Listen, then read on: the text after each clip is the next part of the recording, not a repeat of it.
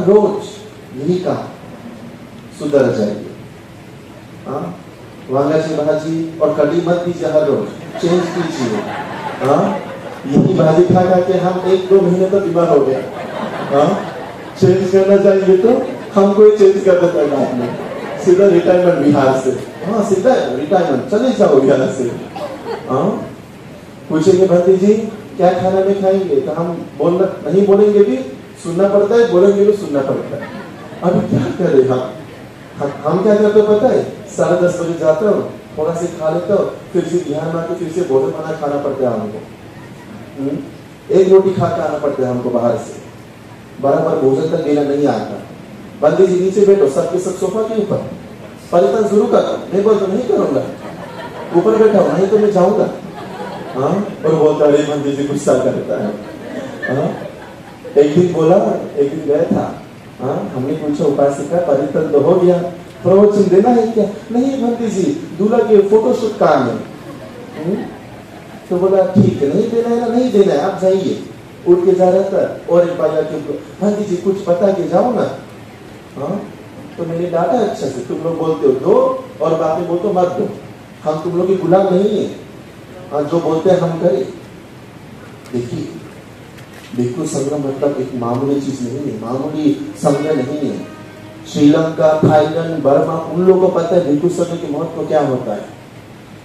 श्रीलंका में जब इतना बड़ा युद्ध हुआ था तो भंते लोग ने क्या किया था, त्रिपिटक को अपने पेट के अंदर काट कर छुपा के रखा था। जिंदा बस के अंदर लाश जला के पूरा भंते जी लोगों को, आज भी वो बस पड़ा हुआ है। भंते जी लोग बेहोश हो गए, सिर्फ पानी थोड़ा थोड़ा पी पी के त्रिपिटक को लिखा। महासंग, आज ये वैल्यू किसी को मतलब नहीं है, पता नहीं है। याद रखिए, आज ये चिवर पहना हुआ सुंदर महासंग देखने मिलेंगे ना, भविष्य में पैंट शर्ट पहना हुआ कांसा और कंठ के देखने मिलेगा, जो सिर्फ पीला कलर के धागा होगा हाथ में। ऐसा भक्ति लोग आएंगे भविष्य में। ऐसा भक्ति लोग कुछ है ना महाराष्ट्र में, है ना, और नाम तो नहीं बता सकता, सबको पता है, कंपो वगैरह जो सीखता है ना, हमको पता है। अच्छा नहीं है संघ, इस संघ की सुरक्षा कीजिए। हम तो श्रीलंका चले जाएंगे, भारत में जो रह रहे पूजनीय पुण्यवान शीलवान महासंघ की सुरक्षा कीजिए, उनके लिए विहार बना के उनको अच्छा सुविधा दीजिए। आज हम नागपुर में जो विहार में है, एक टैप तक नहीं है, नो टैप, सबके घर में टैप है, सबके घर में अलग ही बेसन है, हाथ धोना बर्तन धोना। आज हम बर्तन धोने के टॉयलेट में जाके बर्तन धोना पड़ता है, वो दिख रहा है, पर भी बड़े बड़े बात करना आता है। मुझे तो चेहरा नहीं दिखना पसंद है ऐसे इंसानों को, मुंह में बोल देता हूँ, इसलिए मुझे भगाता नहीं यहाँ से। क्यों? भंडी जी मुंह में बोल देता है। हाँ, पसंद नहीं करता, गलत बोलेंगे पसंद नहीं, अच्छा बोलेंगे बहुत पसंद करता है। तो देखिए, बुद्ध शासन बहुत कुछ कमी है। मैं ये क्यों बता रहा हूँ कि आप लोग सुधरना चाहिए। किसी किसी के भीतर अच्छा होगा, किसी किसी के भीतर कमियां होगा, कमियां लोग सुधर चाहिए, अच्छा लोग होना अच्छा करना चाहिए, है ना। ये धर्म परिषद से वही होना चाहिए। आप लोग के हर चीज परिवर्तन होना चाहिए। पहला होना चाहिए मन परिवर्तन। मन, मुस्कान से बात कीजिए इंसान से।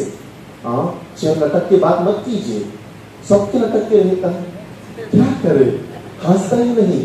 मैंने पूछा, जब महाराष्ट्र में आया पहला बार मैंने पूछा यहाँ के लोगों को क्या हो गया है, तो बोला भंती जी यहाँ के लोग ऐसा ही है। तो मैंने बोला ठीक है, मैं ऐसा नहीं रहूंगा, मैं थोड़ा अलग ही रहूंगा, जैसे हर समय हंस के ही रहता हूँ। हंस के बात कीजिए, इज्जत से बात कीजिए लोगों से। इज्जत से बात करने में नहीं आता। ये क्या है, कॉमन सेंस नहीं है लोगों के, मैनर्स नहीं है। ये होना चाहिए, ये होने के बाद ही आप लोग आगे बढ़ सकते हो। बिना ये हुए सीधा ऊपर एबीसीडी के बिना टीएचडी तक नहीं जा सकता। आज तो क्या कर रहा है, बिना एबीसीडी सीधा टीएचडी में कदम रख देता है और सीधा नीचे गिर जाता है ना। इसलिए धीरे धीरे गुण धर्म को बताइए, सहनशीलता, एक दूसरे को मैत्री कीजिए। हिंदू हो मुस्लिम हो, सभी को मैत्री कीजिए ना। सब हर रोज बोलता है सबका मंगल तेरा मंगल, पर एक दूसरे से हर रोज वही झगड़ा, मारपीट, गाली, क्या है ये? शब्दों में मैत्री नहीं रहेगा, मैत्री मन से आना चाहिए, ठीक है। इसलिए मैत्री कीजिए सभी प्राणियों के प्रति। भिक्षु संघ के सेवा कीजिए दिल से, दिखाने के लिए, कोई शो ऑफ के लिए आगे बढ़ता है, दिल से सेवा कीजिए, है ना। हम देखना चाहता हूँ भारत में कि ऐसा हो। सबके पुण्य है, सिर्फ थोड़ा से रास्ता चाहिए दिखाने वाला, तो वे है पूजनीय महासंघ समनारायण चक्र समय। इसलिए आज ये धम्म देशा ने जितना पुण्य अर्जित किया और मेरे जीवन में जितना पुण्य अर्जित किया, यहाँ पर आया हुआ पूजनीय महासंघ रत्न को और भारतवासी सभी पूजनीय महासंघ रत्न को ये सभी पुण्य के बल से जल्दी ही भव सागर से पार जाने के लिए भाग्य मिले। साधु साधु साधु। और आप सभी को भी जल्दी ही पारमिता को परिपूर्ण करके ऐसा ही धम्म परिषद रखते हुए, पुण्य अर्जित करते हुए सभी लोगों को निर्वाण को बोध करने के लिए भाग्य मिले। साधु साधु साधु। नमो बुद्धाय। हे प्रसंग सांगितले, तुमच्या तेही लक्षात आलं असेल की ही गोष्ट जर भारतीय भिक्षूने सांगितली असती तर निश्चित तुम्ही म्हटले असते की भारतीय बंदीजींना खायची चव लागली। भारतीय बंदीजी आता वांग्याला आणि कढीला नाव ठेवू लागले। हे 1-2-70 वर्षापासून भारतीय बंदीजी कढी खात आले। भारतीय बंदीजी कढी खात आले आणि इकडे मराठवाड्यातले इकडचे बंदीजी वरण खात आले। शेवटी आम्हाला म्हणणं पडलं की जे खाईल वरण ते पटकन मरण, आणि जे देईन आम्हाला वरण ते मी पटकन मरण, असं म्हणणं सुरू केलं आम्हाला औरंगाबादमध्ये। आता औरंगाबादमध्ये कोणी वरण देते पुढे याच्यावर क्रमपरिषदा त्याच असतात की त्याचं चिंतन मनन झालं पाहिजे, त्याच्यावर काही ठराव झाले पाहिजे। पुढे आपण काही गोष्टी ज्या चुकीच्या करतो तर त्या प्रतिज्ञा केली पाहिजे की आम्ही आता इथून पुढे त्या करणार नाही, तसा अधिष्ठान संकल्प केला पाहिजे आणि पुढे गेला पाहिजे। तथा दुःख मुक्तीचा आर्य संदेश देणारे विश्व शांतिदूत महाकारुणिक तथागत भगवान सम्यक संबुद्ध यांना त्रिवार अभिवादन करतो। तथागतांनी समग्र मानवजातीच्या दुःख मुक्तीसाठी उपदेशिलेला महान सद्धम्म अर्थात बौद्ध धम्म तथा या सद्धम्माचा अविरतपणे प्रचार आणि प्रसार करणारा तथागतांद्वारा स्थापित सदा पूजनीयता प्राप्त झालं असे बौद्ध धम्माचे पुनरुद्धारक तुम्हा आम्हा सर्वांचे उद्धार करते प्रज्ञा सूर्य बोधिसत्व डॉक्टर बाबासाहेब आंबेडकर यांच्या समग्र धम्मक्रांतीमध्ये शेवटच्या श्वासापर्यंत शेवटच्या रक्तापर्यंत समर्पित करावे। आजच्या या मंगलमय प्रसंगी या धम्मविचार मंचावरती उपस्थित पूजनीय भिक्खू संघ भदंत डॉक्टर हर्षबोधीजी महाथेरो, पूजनीय भदंत ज्ञानदीक्षितजी महाथेरो, पूजनीय भदंत धम्मबोधीजी थेरो, पूजनीय भदंत सुमंतसिंहजी थेरो, इतर सर्व भिक्खूगण आर्याजी आणि उपस्थित आपण सर्व धम्म उपासक आणि उपासिकांनो, धम्म दिसेला सुरुवात करण्यापूर्वी मी पूजनीय अनेक भिक्खूगण 3-4 भिक्षुगणांची धम्म देसा या ठिकाणी झाली। त्याच्याही पूर्वी काय नाव म्हटलं बाळा मोरे है ना, बाळा मोरे यांनी सुद्धा त्यांचं मत व्यक्त केलं, आम्ही ऐकलं सर्व। त्यांना भरपूर काही बोलायचं होतं पण वेळ कमी असल्यामुळे त्यांनी एकदम गीतांजली एक्सप्रेस पकडली आणि बोलायला सुरुवात केली। तळमळ बघा ती त्यांची बोलण्याची तळमळ आहे, त्यांच्या बोलण्यामधून आम्हाला ती तळमळ दिसली की समाजाचं भलं व्हावं, धम्माचं काम व्हावं, ही तळमळ त्यांच्या बोलण्यातून आम्ही बघितली, दिसली ती तुम्ही सुद्धा बघितली असेल। आणि हे खरं आहे, हे खरं आहे कारण स्वतः डॉक्टर बाबासाहेब आंबेडकर यांचे एक वचन आहे, तुम्ही सुद्धा ते ऐकलं असेल। बाबासाहेब म्हणतात ज्या समाजात माझा जन्म झाला त्या समाजाचा उद्धार करणे हे माझं प्रथम कर्तव्य आहे, असं जे विचार करतात ते लोक धन्य आहेत। कोणते लोक? जे लोक असा विचार करतात की ज्या समाजात माझा जन्म झाला त्या समाजाचा उद्धार करणे हे माझं प्रथम कर्तव्य आहे, असा जे लोक विचार करतात ते लोक धन्य आहेत. त्या लोकांपैकीच ही लोक आहेत बघा, की ज्यांनी अहोरात्र परिश्रम करून पहिली धम्म परिषद या ठिकाणी संपन्न होत आहे. या ठिकाणी आपण पाहतच आहोत ही सगळी तळमळ आहे बघा आपल्या सर्वांचा उद्धार करण्यासाठी, धम्माचं काम होण्यासाठी.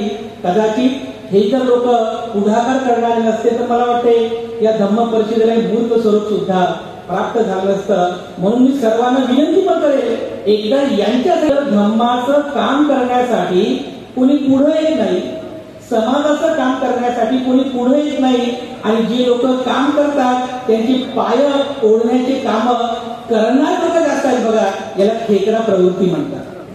म्हणजे जे लोक काम करतात म्हणजे स्वतःच काम करायचं नाही, पण जे लोक काम करतात ना त्यांचे पाय कसे ओढायचे, त्यांना मागं कसं ओढायचं यासाठी प्रयत्न करणारे लोक पण आहेत. आमचे एक सर होते बघा, दीपक कदम सर, नांदेडमध्ये त्यांचा आंबेडकर विषय आहे. तुम्ही तुमच्यापैकी बऱ्याच लोकांचा परिचय असेल, दीपक कदम सर आंबेडकर अधिवेशन दिल्लीमध्ये पण त्याचे साहेब. एक वचन मला नेहमी म्हणायचे माझ्यासोबत चर्चा करताना, एक वचन ते जे बाळासाहेब बाळा मोरे आहेत ना त्यांना सांगतो मी, त्यांचं एक वचन, त्यांचं वचन आहे, अपमान सहन करा तर चळवळ पुढे जाईल. अपमान सहन करण्याची ताकद ठेवा तर चळवळ पुढे जाईल. कोण तुम्हाला अपमान करता त्याच्याकडे लक्ष देऊ नका, त्याच्याकडे ऊर्जा आपली वेस्ट करू नका, पैसा वेस्ट करू नका, तिकडे ध्यान पण देऊ नका. धम्माचं काम करा. तुमच्यावर टीका टिप्पणी होतील, तुमचा अपमान होईल, कारण एक सत्य वचन आहे की लोक अशा झाडाला दगड मारतात की ज्या झाडाला फळ आहे. बरोबर आहे की? अरे ते झाड काहीच काम नसतं, ना पानं ना फुलं, ना पानं ना फुलं ना फळं, अशा झाडाला कोणी दगड मारत नाही. म्हणून तुमचं काम चांगलं आहे बघा, कारण हे तुमचंच नाही. मला हेही सांगायचं आहे की फक्त तुमचंच नाही आहे, तुम्हा सर्वांचं काम आहे बघा, तुम्हा सर्वांचं काम आहे. कारण बाबासाहेबांनी का फक्त एकच उद्धार केला नाही, बाबासाहेबांनी का फक्त माझा किंवा तुमचा एकच उद्धार केला नाही हो, पण आपल्या सर्वांचा उद्धार केला ना. तर किती आपण धन्यवाद लोक आहोत, धनवान लोक आहोत, पुण्यवान लोक आहोत की त्या महामानवांनी आपल्या सर्वांना त्या गर्द छायेतून बुद्ध धम्माच्या प्रकाशामध्ये आणलं, त्या उजेडामध्ये आणलं. अरे आपल्या सर्वांचा उद्धार केला ना हो, आपल्या सर्वांचा उद्धार केला. आणि बाबासाहेब हेही सांगून जातात की बौद्ध धम्माचा प्रचार प्रसार करणे ही खरी मानव सेवा आहे. बाबासाहेबांचं वचन आहे, ही खरी मानव सेवा आहे. कुणी तहानलेल्याला पाणी देते, कुणी उपाशी भुकेलेल्याला अन्न देते, ज्यांच्याकडे कपडे नाही काही लोक त्यांना कपडे देतात आणि मानव सेवा करतो म्हणतात. अरे पण बाबासाहेबांनी ही मानव सेवा शिकवली ना आपल्याला. बौद्ध धर्माचा प्रचार प्रसार करणे ही सर्वोत्तम मानव सेवा आहे. आणि मग ही मानव सेवा करणं माझ्या एकट्याचं काम नाही, तुमच्या एकट्याचं काम नाही आहे, हे आपल्या सर्वांचे बघा. बाबासाहेब आपल्या सर्वांसाठी प्रमाण आहे. बरोबर आहे? बाबासाहेब प्रमाण आहेत तर. पण बाबासाहेबांनी आव्हान केलं की ज्यांना बुद्ध धर्माचा स्वीकार करायचा आहे त्या सर्वांनी शुभ्र वस्त्र परिधान करून नागपूरला विजयादशमीला दिली जावे. बाबासाहेबांनी आव्हान केलं. आज तरी आपण शिकलेले लोक आहोत. 1956 आव्हान केलं बाबासाहेबांनी की ज्या वेळेस आपल्या लोकांकडे शिक्षण नव्हतं, आपल्या लोकांकडे कोणत्या प्रकारचं ज्ञान नव्हतं, अशाही काळामध्ये बाबासाहेबांवर विश्वास बघावा आपल्या लोकांचा, विश्वास बघा बाबासाहेबांवर आपल्या लोकांचा. फक्त बाबासाहेबांवरती विश्वास होता म्हणून आपले लाखो लोक पायी कोणी बैलगाडीने नागपूरला गेले. ज्यांना बुद्ध माहीत नव्हता, बुद्ध तर नव्हताच काय, बुद्धाचा धम्म हा नामशेष झाला होता. ज्यांना बुद्ध माहित नाही, धम्म माहित नाही, संघ माहित नाही, अरे तिथल्या प्रत्येकाने हा विचार केला, या स्टेजवर जो हा महामानव आहे ना, या स्टेजवर आमचा जो उद्धार करता आहे ना, हा महामानव आमचा बाप जिथे कुठे आम्हाला घेऊन जाईल, ज्या कोणत्या धर्मात आम्हाला घेऊन जाईल, तिथे आमचं कल्याणच होईल, तिथे आमचं कल्याणच होईल. हा विश्वास होता बघा बाबासाहेब. याला म्हणतात ट्रस्ट, विश्वास. हा विश्वास होता बाबासाहेबांवर. म्हणून तर ते अज्ञानी लोक, अशिक्षित लोक, आपले त्या पिढीचे लोक गेले नागपूरला, बौद्ध धर्माचा स्वीकार केला, बौद्ध झाले. तर आज बघा आपल्याला 68 वर्ष पूर्ण झाली. बरोबर? 69 वर्षात पुढच्या विजयादशमीला आपल्याला 69 वर्ष पूर्ण होतील. म्हणजे आपण बौद्ध बनून 69 वर्षांची सध्या बौद्ध झालेले आहोत. बाबासाहेबांचं काम आहे ना हे, ते सगळं बाबासाहेबांकडे दिलेलं आहे. म्हणून बघा आपल्याला बाबासाहेब प्रमाण आहे, बरोबर आहे की नाही? बाबासाहेब प्रमाण आहे, कारण बाबासाहेब बुद्ध धर्माची दीक्षा दिली, आपल्याला बौद्ध बनवलं, म्हणून बौद्ध धर्माकरिता आपल्याकडे फक्त बाबासाहेब प्रमाण आहे. तर काही लोक आज बघा अविश्वास दाखवतात. सत्य परिस्थिती आहे आणि तुम्हाला कदाचित अविश्वास होईल. 56 लोक, आपल्या त्या पिढीचे लोक अगदी डोळे उघडे करून बाबासाहेबांवर विश्वास ठेवतात. आज लोक बघा बाबासाहेबांवर अविश्वास दाखवतात. अविश्वास एक असाच बघा दीड शहाणा माणूस, दीड शहाणा समजतो तुम्हाला? म्हणजे एक शहाणपण निसर्ग देते, अर्ध शहाणपण कुठून येते माहित नाही, त्याला आपण दीड शहाणा म्हणतो. माझ्याकडे आला, चर्चा केली आणि काय म्हणतो बघा ते भंतीजी म्हणते बाबासाहेबांनी दीक्षा दिली, चांगलं काम केलं. आणि पण ते म्हणजे बाबासाहेबांनी म्हणे ते जे 22 प्रतिज्ञा दिल्या म्हणे, हो बरोबर आहे. त्या 22 प्रतिज्ञातल्या ते सुरुवातीच्या 8 प्रतिज्ञा आहेत ते नव्हत्या द्यायला पाहिजे म्हणे. असं म्हटलं म्हणजे दीड आहे बघा. बाबासाहेबांच्या वचनावरती अविश्वास दाखवणारे लोक समाजामध्ये आहेत. ते म्हणे 22 प्रतिज्ञातले सुरुवातीचे जे 8 प्रतिज्ञा आहेत ना ते नव्हत्या द्यायला पाहिजे. म्हटलं काय झालं, काय प्रॉब्लेम आहे? नाही म्हणे आज सर्व धर्म समभाव, सर्व आपण तिकडे जातो, ते आपल्याकडे येतात, आपण त्यांच्याकडे जातो, तर म्हणे ते 22 प्रतिज्ञा नव्हत्या पाहिजे. मी म्हटलं बरं झालं बाबासाहेबांनी 22 प्रतिज्ञा दिल्या, त्याच्या सुरुवातीच्या 8 प्रतिज्ञा दिल्या. जर बाबासाहेबांनी 22 प्रतिज्ञा दिल्या नसत्या तर तुम्ही खुशाल केली असते. खुशाल तिकडे चला, आम्ही जर म्हटलं तर जाऊ नका तिकडं, तुम्ही आम्हाला बोलले असते. कुठं म्हटले बाबासाहेब की अमक्या ढमक्याची पूजा करणार नाही, कुठं म्हटले बाबासाहेब की अमक्या ढमक्या देवाला मानणार नाही, कुठं म्हटले असं आम्हाला बरं झालं बाबासाहेब 22 प्रतिज्ञा दिल्या आणि अधिकारानं तुम्हाला हक्कानं बोलू शकतो. ते बघा हे बाबासाहेब सांगितलेलं आहे, तुम्ही बाबासाहेबांच्या वचनांच्या विरोधात वागत आहे आणि अधिकार बोलू शकतो. पण आज असेही बाबासाहेबांच्या वचनांवर अविश्वास दाखवणारे पण लोक आहेत. त्यामुळे मला एकच म्हणायचं आहे की बाबासाहेब आपल्यासाठी, आपण बौद्ध आहोत यासाठी बाबासाहेब आपल्याला प्रमाण आहे, विश्वासदर्शक आहे. तर बाबासाहेबांच्या दृष्टिकोनातून थोडा कधी बुद्ध धर्म पण आपण समजून घेतला पाहिजे. कारण बाबासाहेबांचे तुम्हाला असे अनेक वचन आहेत की त्यामध्ये बुद्ध धर्म तुम्हाला समजेल, बुद्ध धर्माची तत्व तुमच्या लक्षात येतील. तर बघा आता मला वाटतं 8 दिवसांपूर्वी आपण बुद्ध पौर्णिमा साजरी केली ना. कधी होती बुद्ध पौर्णिमा? 12 मेला आपण बुद्ध पौर्णिमा साजरी केली. आम्ही सुद्धा औरंगाबादमध्ये छत्रपती संभाजीनगरमध्ये जिथे आम्ही राहतो त्या विहारामध्ये आम्ही बुद्ध पौर्णिमा साजरी केली. 12 तारखेला सकाळी मी उठल्याबरोबर सगळी तयारी करायची होती. उठल्याबरोबर मोबाईल ओपन केला, फेसबुक ओपन केलं, तर फेसबुक मध्ये चांगली गोष्ट आहे. 5-6 वर्षांपूर्वी एखादी पोस्ट टाकली असेल ना तर तुम्हाला मी 5-6 वर्षी पोस्ट टाकली होती, हा फोटो टाकला होता. फेसबुक ओपन केलं की 5-6 वर्षांपूर्वी बाबासाहेबांचं एक भाषण पोस्ट केलं होतं, ते यांनी मला दाखवलं. 12 मे 1954 रोजी, म्हणजे ती तारीख बघा, 12 मे ची बुद्ध पौर्णिमा आणि त्याच तारखेला म्हणजे 12 मे 1954, 80 किती वर्ष झाले, जवळपास 65 वर्षापूर्वी. म्हणजे 12 मे 1954 ला बाबासाहेब आंबेडकरांनी मुंबईमध्ये BBC रेडिओ चॅनल आहे त्याच्यावरती एक भाषण केलं होतं. ब्रिटिश ब्रॉडकास्टिंग चॅनल, रेडिओ चॅनलवरती बाबासाहेब भाषण म्हणजे काय तर इंटरव्ह्यू होता, एक प्रकारचा तो इंटरव्ह्यू होता. तर इंटरव्ह्यू घेणाऱ्याने बाबासाहेबांना जो प्रश्न विचारला, ते म्हणजे राईट हँड स्पीचेस मध्ये पण बाबासाहेबांचं भाषण आहे. तर तो इंटरव्ह्यू घेणारा बाबासाहेब प्रश्न विचारतो की तुम्ही बुद्ध धर्माचा स्वीकार का केला, पहिला प्रश्न. आणि दुसरा प्रश्न विचारतो की आज वर्तमान काळामध्ये बुद्ध धर्म किती लाभदायक आहे. असे 2 प्रश्न विचारले. या 2 प्रश्नांच्या उत्तरामध्ये बाबासाहेब भाषण करतात. बाबासाहेब सुरुवात करतात त्या भाषणाला, त्याच्यात उत्तर आला की मला बुद्ध धर्म का आवडतो. बाबासाहेबांचं भाषण आहे, मला बुद्ध धर्म का आवडतो. आता कदाचित तुम्हालाही असा कोणी प्रश्न विचारला, सांगा बरं मला बुद्ध धर्म का आवडतो. तुम्ही चिंतन करा. तुम्ही बौद्ध आहात, बरोबर, तुम्ही बौद्ध आहात. तुम्ही चिंतन करा. मी तुम्हाला प्रश्न विचारला की तुम्हाला बुद्ध धम्म का आवडतो.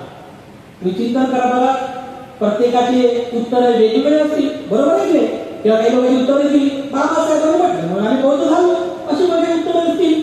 बाबासाहेब काय म्हणतात, मला बुद्ध धम्म का आवडतो, बाबासाहेब काय म्हणतात, तर बाबासाहेब बघा खूप प्रेरणादायी भाषण आहे. बाबासाहेब म्हणतात की मला बुद्ध धम्म का आवडतो, कारण बुद्ध धम्मामध्ये इतर कोणत्याही धर्मात सांगितलेल्या नाही अशा 3 गोष्टी बुद्ध धम्म एकत्रितपणे शिकवितो. बाबासाहेब काय म्हणतात, इतर कोणत्याही धर्मात सांगितलेल्या नाही अशा 3 गोष्टी, 3 तत्वे बुद्ध धम्म एकत्रितपणे शिकवतो. इतर ठिकाणी अंधश्रद्धा आहे, मिथ्यादृष्टी आहे, ब्लाइंड फेथ आहे, बरोबर आहे. परंतु या सर्व अंधश्रद्धेला, अंधभक्तीला, मिथ्यादृष्टीला तिलांजली देऊन बुद्ध धम्म प्रज्ञा शिकवतो. हे पहिले तर बाबासाहेबांना आवडलेलं. बुद्ध धम्म प्रज्ञा शिकवितो.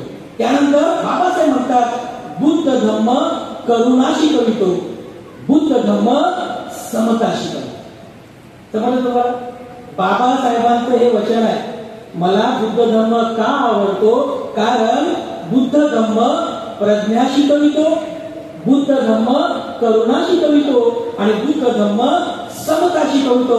तर बघा, हे 3च तत्व बाबासाहेब म्हणतात, हे 3च तत्व मला आवडले म्हणून मला बुद्ध धम्म आवडतो.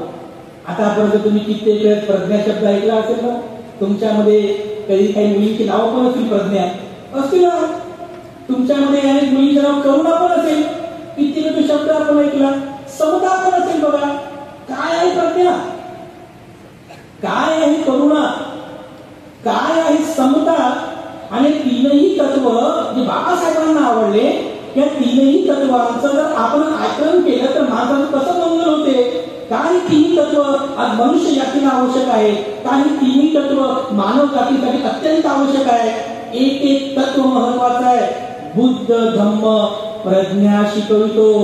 प्रज्ञा काय आहे? प्रज्ञा तुम्ही अनेक लोकांनी आतापर्यंत पुस्तकं वाचली असतील, तसा प्रज्ञा आध्यात्मिक दृष्टिकोनातून जर विचार केला तर प्रज्ञा खूप डीप आहे.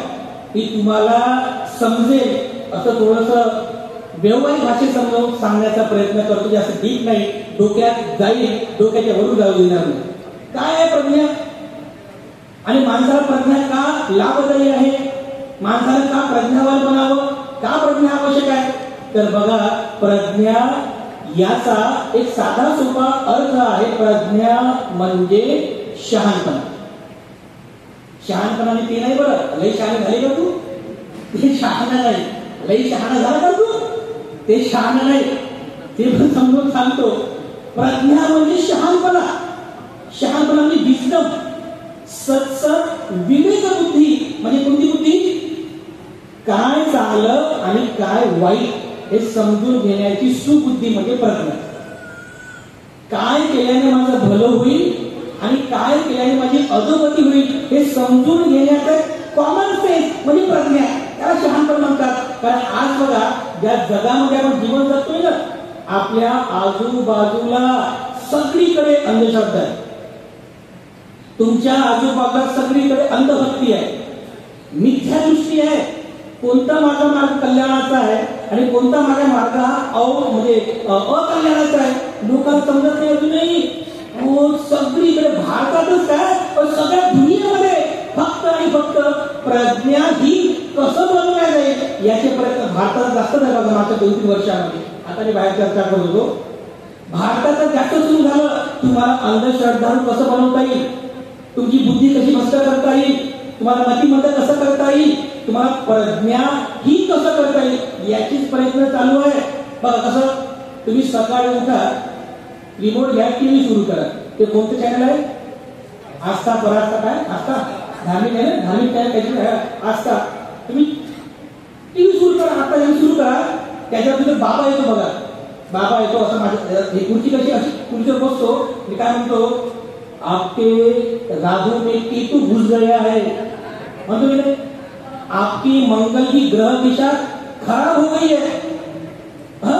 आपकी मंगल की ग्रह दिशा खराब हो गई है, आपका भूत और राहु भाग गए हैं, आपके जीवन में सभी अवमंगल होने वाला है. अरे टीव्ही पाहणारा माणूस म्हणजे बघा प्रज्ञाहीन लोकांना लक्षात कसं आहे, टीव्ही पाहतो माणूस, अरे खरंच का, खरंच काय मग घरी माझा भूत राहू केतू मंगळ अंक धमक त्याच्यानं बिघडलेला आहे. तो म्हणतो अगर आपकी ग्रह दिशा अच्छी करनी है तो हमारे पास ये यंत्र है, इस यंत्रों को अगर आप आपके घर की पूर्व दिशा में रखेंगे आपका भला ही भला हो जाएगा. बम बोले बोलो.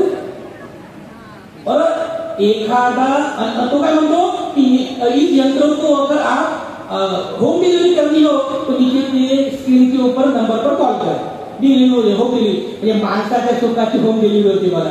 पण एखादा अज्ञानी माणूस अशिक्षित माणूस बिचारा मोबाईलमध्ये जर यंत्र मागवत असेल तर समजून घेऊ शिकलेले लोक, अरे डॉक्टर, इंजिनियर, ऍडव्होकेट अशी लोक, शास्त्रज्ञ सुद्धा लई फोन करतात हा यंत्र मागवायचं. हे आहे प्रज्ञानी लोकांचं लक्षण. समजलं तुम्हाला? म्हणजे प्रज्ञा जी आहे माणसाला किती महत्वाची आहे, किती महत्वाची आहे. तुमच्या दारावर भविष्य सांगणारा एक माणूस येऊ द्या, भविष्य बताने वाला ज्योतिष, आपल्याकडे त्याला भविष्य बघून म्हणतात बघा भविष्य. तर तो सांगतो हे तुमची रेषी दिल्लीला गेली, मुंबईला आली, हे भुसावळच्या बाहेर गेली बायपासनं, तुमचं सगळं खराब होणार आहे. माणसाला म्हणजे जीव खातं बघा आहे होते की नाही असं. आणि काय म्हणतात, अगर तुमच्या हे हस्तरेखा चांगली करायची असेल 101 रुपये ठेवा. माणूस 101 रुपये ठेवतो, ती पोपट बाहेर येतो, ते चिठ्ठी उचलतो बघा. सांगते असे प्रकार हो, असे प्रकार हमखास सुरुवात सगळीकडे. तुम्हाला देव म्हणून वित्तू बाबा त्याला लई मार्केट आहे. अरे काय ते प्रकार चालू त्या ठिकाणी, असं लोणं घेणं काय, आणि ते गाणी काय बघा, उद्धरली कोटी कुळे वित्तू तुझ्या जन्मामुळे, वित्तू तुझ्या जन्मामुळे, काय सगळा प्रकार चालला बघा. हे प्रज्ञाहीन लोकांनी लागतो. इथं असं म्हणेल जे लोक प्रज्ञाहीन आहेत तेच लोक ताकद घाटात जातात. आणि नागपूरच्या एका संधीमध्ये मी बोललो होतो, जर हे प्रकार थांबले नाही येणाऱ्या काही वर्षांमध्ये बौद्धांची सैलानी जत्रा भरणार आहे. घरी बघा तुम्ही सांगतो हे प्रज्ञाहीन लोकांचं लक्षण आहे बघा. कारण आपल्याकडे काय आहे, चमत्कार को नमस्कार, चमत्कार को नमस्कार करतात. अरे चमत्कार नाही आहे, हे तर प्रज्ञापूर्वक तुम्हाला समजून घ्यायचं आहे. और आम्ही गेलो नागपूरच्या एका उपासकांकडे, लई श्रद्धावान नागपूरच्या उपासकांकडे गेलो. घरी बसलो आम्ही, समोर सुंदर बुद्धाची मूर्ती, सुंदर बाबासाहेबांची मूर्ती, जवळ बघितलं तिथे छोटासा विठ्ठू बाबाचा फोटो होता. आम्हाला वाटतं संत गाडगे बाबाचा फोटो असेल, संत गाडगे बाबाचा वगैरे फोटो. असं जवळ जाऊन पाहिलं, अरे विठ्ठू बाबा निघाले. त्या ताईला म्हटलं, ताई हे काय? नाही भंतेजी हे विठ्ठू बाबा आहे म्हणे, हे चमत्कारिक बाबा आहे म्हणे. ते लोक ते नागपूरकडल्या लोकांना सांगतो काय, असं बुद्धाला हात जोडतात, अरे बुद्धा माझं भलं कर रे. बरं बुद्धानं भलं केलं तर केलं, थोडंसं युक्तन करतात. बुद्धानं केलं तर केलं, विठ्ठू बाबा माझं भलं कर रे बाबा, काहीतरी भलं कर. अरे हा धम्म नाहीये, असं बघा चमत्कार घडणार नाही तुमचं भलं होईल, कोणती अलौकिक शक्ती येणार की तुमचं भलं होईल. प्रज्ञाहीन बनू नका, लक्षात घ्या. तुमच्या आजूबाजूला फक्त आणि फक्त तुम्हाला अंधश्रद्धाळू, अंधभक्तिमान बनवण्याचे प्रयत्न चालू आहेत. म्हणून स्वतःची प्रज्ञा साबूत ठेवा, फार महत्वाचं आहे बघा. प्रज्ञा साबूत ठेवा. तुमचं करोडोचं नुकसान झालं तरी चालेल, लाखोंचं नुकसान जरी चालेल, हजारोंचं नुकसान झालं तरी चालेल, पण प्रज्ञेचा लॉस होऊ देऊ नका. प्रज्ञेचा लॉस होऊ नका.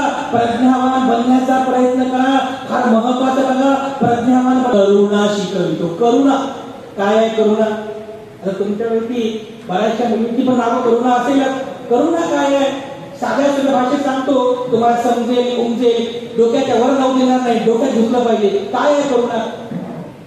साधी सोपी व्याख्या आहे, जेव्हा कधी तुम्ही एखाद्या दुःखी माणसाला पाहता किंवा एखाद्या रोगी माणसाला पाहता तर तुमचं मन व्हायब्रेट झालं पाहिजे, तुमचं मन कंपनी पावलं पाहिजे, तुमच्या मनात ही भावना उत्पन्न झाली पाहिजे. अरे अरे बिचारा माणूस किती दुःखी आहे, बिचारा याचं दुःख दूर झालं पाहिजे.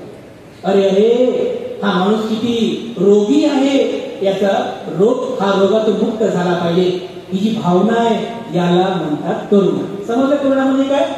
ते जेव्हा कधी तुम्ही लोकांना दुःखी पाहता, जेव्हा कधी तुम्ही लोकांना रोगी पाहता, पीडित पाहता, तर ती लोक दुःखमुक्त झाली पाहिजे ही भावना म्हणजे करुणा. ती लोक रोगमुक्त झाली पाहिजे ही भावना म्हणजे करुणा आहे. बघा आपण भगवान बुद्धांना महाकारुणिक म्हणतो की नाही? का म्हणतो महाकारुणिक? अरे कारण या समग्र जनतेबद्दल एवढी अपार अमर्याद करुणा कोणामध्ये उत्पन्न झाली नाही, फक्त भगवान बुद्धांमध्ये उत्पन्न झाली. तो विषाद योग म्हणजे द्वंद्व अवस्था उत्पन्न झाली भगवान बुद्धाच्या मनामध्ये की मी या दुःखमुक्तीच्या मार्गाचा उपदेश लोकांना करू की करायचं नाही, करू की करायचं नाही. शेवटी भगवान बुद्धाने कटाक्ष टाकला या लोकांकडे. भगवान बुद्ध पाहतात की अरे बिचारे लोक अज्ञानी आहेत, बिचारे लोक अज्ञानी आहेत, हे लोक दुःखी आहेत. बिचारे या लोकांना दुःख काय माहिती नाही, दुःख मुक्तीचा मार्ग काय आहे हे माहिती नाही. अपार करुणा उत्पन्न केली की ही जनता दुःखमुक्त झाली पाहिजे. या करुणा भावनेमुळे तर ते बुद्ध काही ते सागरपर्यंत पायी प्रवास केला ना. कशामुळे केला पायी प्रवास? करुणा होती की बुद्ध धम्माचा प्रचार झाला पाहिजे. तर दुसरं उदाहरण बघा बाबासाहेबांचं. अरे करुणाची मूर्ती होती बाबासाहेब आंबेडकर, करुणा वाण होते बाबासाहेब आंबेडकर. किती करुणा केली आपल्या लोकांवरती, किती करुणा केली.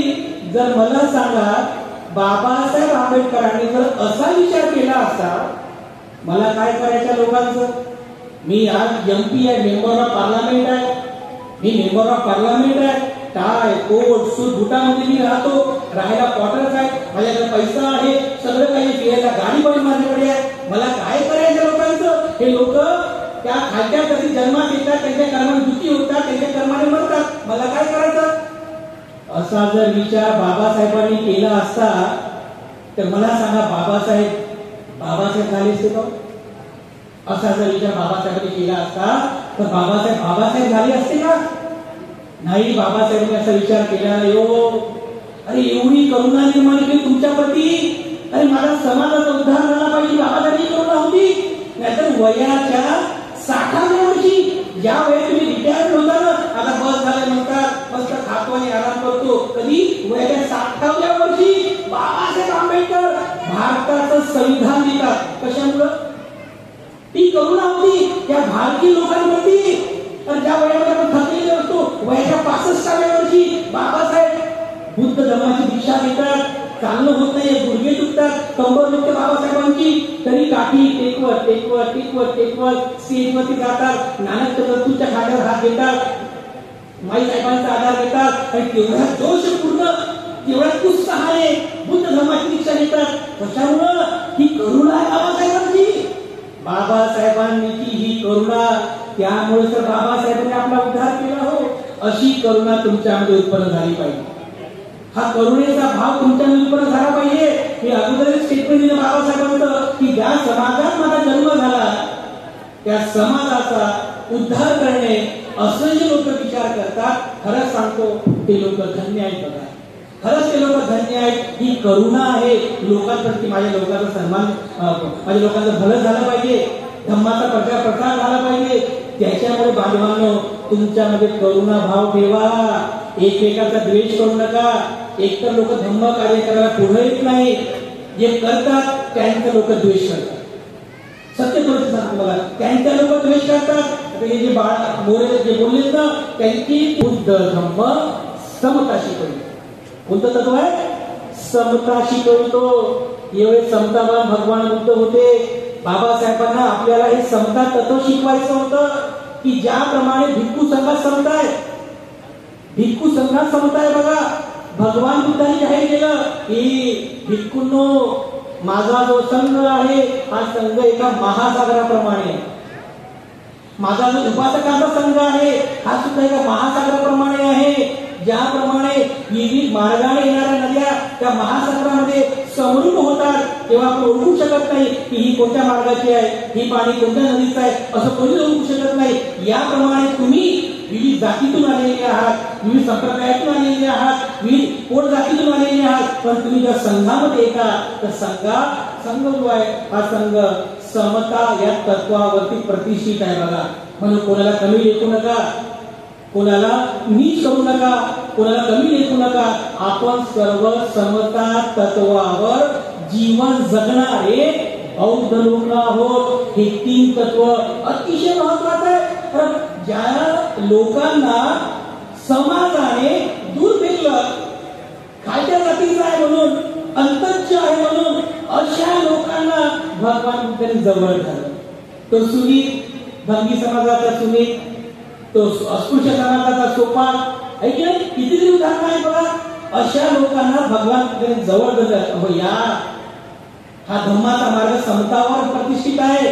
तुम्ही सुद्धा ध्यान मनन चिंतन करून दुःखमुक्त होऊ शकता. ही समता भगवान बुद्धांनी प्रस्थापित केली.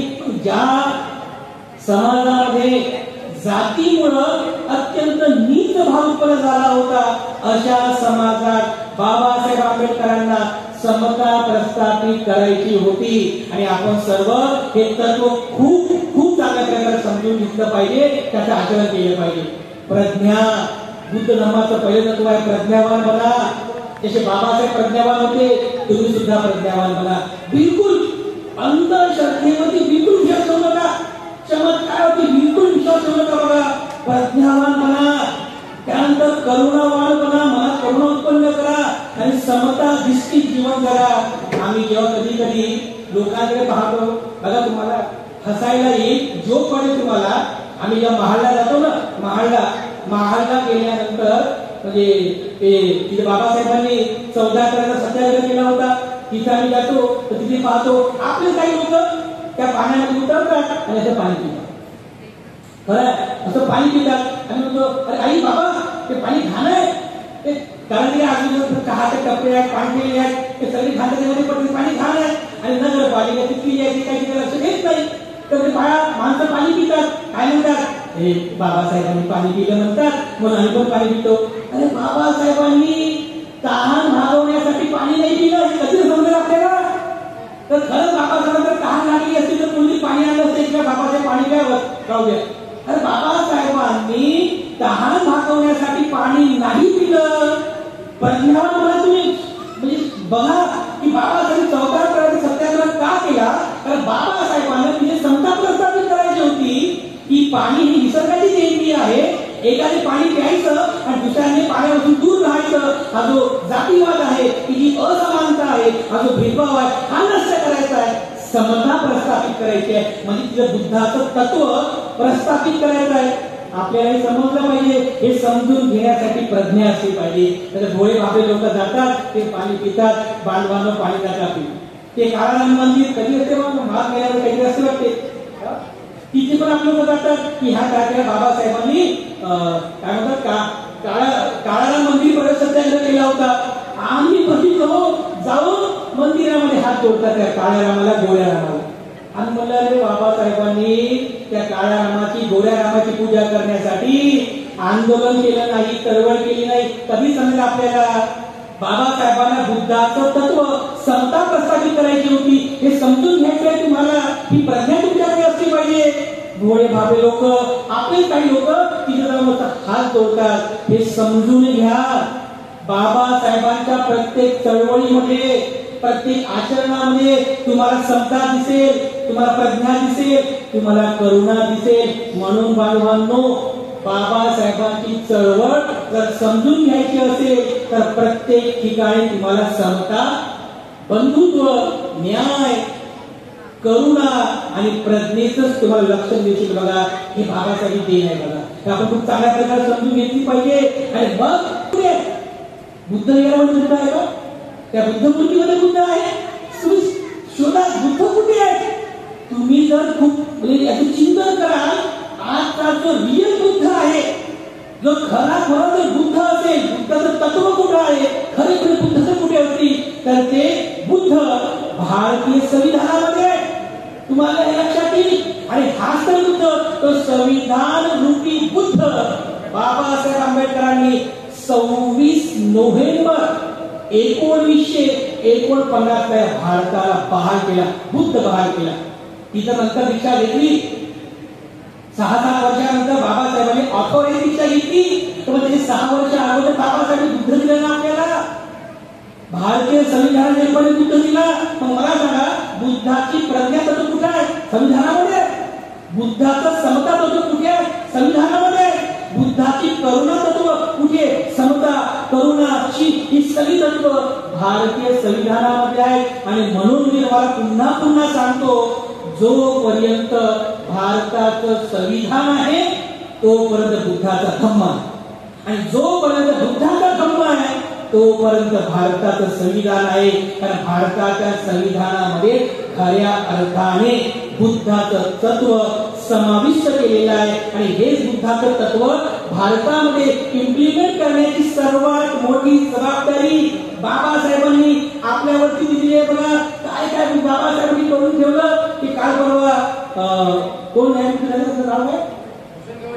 भूषण गवईला कर्माची चिन्ह आणि प्रतीक बाबासाहेबांनी ठिकठिकाणी ठेवली. बघा हे सगळं हे बाबासाहेबांनी केलं. भारत बौद्ध तेव्हा करून टाकला बाबासाहेबांनी, तेव्हा केला. फक्त आपली जबाबदारी आहे आता धम्माचं आचरण करण्याची, धम्म समजून घेण्याची. कारण धम्मं चरे सुचरितं नतं दुचरितं चरे धम्मचारी सुखं सेती अस्मिन् लोके परंविच. धम्माचं सुचरण करा, धम्माचं दुराचरण करू नका, हेळसांड करू नका. कारण जो जो कोणी धम्माचं आचरण करतो तो याही लोकांमध्ये सुखाने विहार करतो आणि मृत्यूनंतर सुद्धा त्या सुगतीचा लाभ होतो. हे बुद्धाचं वचन आहे. आणि म्हणून बांधवांनो, आपण सर्व स्वतःला जेव्हा आंबेडकरवादी बौद्ध म्हणवतो तर बाबासाहेबांच्या वचनाला जागा, बाबासाहेबांच्या दृष्टीतून बुद्ध धर्म समजून घ्या. बाबासाहेबांनी सांगितलेल्या वचनांना जाणण्याचा प्रयत्न करा, धम्माचं आचरण करा, प्रज्ञावान बनण्याचा प्रयत्न करा, करुणावान बनण्याचा प्रयत्न करा. आणि प्रत्यक्ष असो किंवा प्रत्यक्ष असो, धम्माचं काम करण्यासाठी सर्वांनी पुढे यावं. जे लोक ज्यांनी कोणतं ब्ल्यू टायगर ना काय नाव आपण नाव ठेवले असताना श्रमणांचं दर्शन करणे. श्रमण कोण आहे? तर भगवान बुद्धांचा जो निर्माण केलेला संघ आहे, हा संघ म्हणजेच श्रमण संघ आहे. श्रमणानंतर दर्शना कालीन धम्म साकच्छा. वेळोवेळी किंवा ज्या वेळेस आपल्याला वेळ मिळेल त्यावेळेस आपण धम्म चर्चा करणे, धम्म श्रवण करणे. कालीन धम्म साकच्छा. एकं मंगलम उत्तम. हे एक उत्तम मंगल आहे. हे महामंगल गाथेची नवरी एक गाथा आहे. आणि आज आपण सर्व लोकांना हे सर्व पुण्य संपादित करण्याची आणि मंगल साध्य करण्याची संधी प्राप्त झालेली आहे. आपण लोकांना एक दुसऱ्यातील असणारे भेदभाव किंवा एक दुसऱ्याविषयी असणारे क्लेश होऊन म्हणजे क्षमाशील होऊन आपण लोक या ठिकाणी उपस्थित झालेले आहात. तसेच श्रमणांचं म्हणजे संपूर्ण भिक्खू संघाचं आपण लोकांना केवळ दर्शनच झालेलं नाही, तर त्यांच्या माध्यमातून आपण लोकांना धम्म श्रवण करण्याची संधी प्राप्त झालेली आहे. आणि हे धम्म श्रवण करून आपण जेव्हा आत्मसात कराल त्याच वेळेस निश्चितपणे आपल्या जीवनामध्ये सुख शांतीची अनुभूती होईल. किंवा आपण धम्माच्या मार्गावरती आरूढ होऊन जे निप्पाण आहे या निप्पाणाचा साक्षात्कार करण्यासाठी निश्चितपणे अग्रेसित व्हा. भगवान बुद्धांचा जो सद्धम्म आहे, भिक्खू संघ प्रत्यक्षात आपल्या जीवनामध्ये आचरणात आणत आहे आणि त्यांच्या अनुभूतीद्वारे आपण लोकांना हा धम्म सांगत आहे. अनेक भिक्खू लोकांनी बाबासाहेबांच्या विषयी किंवा बाबासाहेबांनी ज्या 22 प्रतिज्ञा दिल्या त्या 22 प्रतिज्ञाविषयी या ठिकाणी योग्य प्रकारे समजावून सांगितलेलं आहे. आणि ही खरीच गोष्ट आहे. बाबासाहेबांच्या 22 प्रतिज्ञांचा काही लोक आजही आपल्या समाजातील लोक काही प्रतिज्ञा नाकारण्याचा प्रयत्न करतात, परंतु हे चुकीचं आहे. आपण लोक जेव्हापर्यंत बाबासाहेबांचे विचार, बाबासाहेबांच्या 22 प्रतिज्ञा आपल्या जीवनामध्ये अंगीकारत नाही तेव्हापर्यंत आपण बौद्ध आहोत हे सुद्धा म्हणणे चुकीचे आहे. आणि म्हणून बाबासाहेबांच्या 22 प्रतिज्ञा अनमोल आहेत. बौद्ध लोकांसाठी आचरणात आणण्यासाठी अत्यंत आवश्यक आहे. जसं ही जी गाथा सांगितलेली आहे या गाथेमध्ये शमनांचे दर्शन, शमनांचे दर्शन करणे हे खूप मोठं पुण्यकर्म आहे. आणि प्रत्यक्षात जर त्यांचा आदर सत्कार करण्याची कधी संधी प्राप्त होत असेल किंवा आपण जर त्यांच्याशी आदरानं वागत असू तर ते अधिक जास्त मंगल आहे. परंतु आजच्या परिस्थितीमध्ये आपण बघतो भिक्खू संघाचा आदर सन्मान कसं केला पाहिजे हे सुद्धा बहुतेक लोक विसरत चाललेले आहेत. केवळ एक दिखावा म्हणून भिक्खूंचा निमंत्रित करून एक प्रकारे त्यांचा जो मान सन्मान करायला पाहिजे त्यांना मान सन्मानाच्या ठिकाणी अपमान सुद्धा होताना आपल्याला दिसतो. बहुतेक ठिकाणी भिक्खूंना विवाहासाठी मंगल परिणयासाठी भुसावळ मधली गोष्ट सांगतो. मंगल परिणयासाठी निमंत्रित करतात आणि निमंत्रित केल्यानंतर एक तर ते मंगल परिणय विवाह वेळीवर लागत नाही. कमीत कमी 7, 8, 10 घंटे हे मंगल परिणय होतात. आणि त्या ठिकाणी निमंत्रित केल्यानुसार भिक्खू जरी गेला तर त्याला आदर सन्मानानं बसण्याची किंवा राहण्याची त्याची व्यवस्था सुद्धा त्या ठिकाणी होत आहे. आणि त्याच्यानंतर या मंगल परिणयासाठी आपण भरपूर सारा खर्च करतो. खूप मोठा एखादा हॉल बुक कराल, एखाद्या ठिकाणी डीजे, त्याच्यानंतर जेवण किंवा त्या नवरदेवाची वरात काढण्यासाठी एखादा घोडा, त्या घोडेवाल्यांना, त्या टेंटवाल्यांना किंवा त्या हॉलसाठी आपण भरपूर सारा खर्च करतो. आणि भिक्खूला दान करता वेळेस आपण विचार करतो बनतेची इतकं खूप जास्त दान होते ना.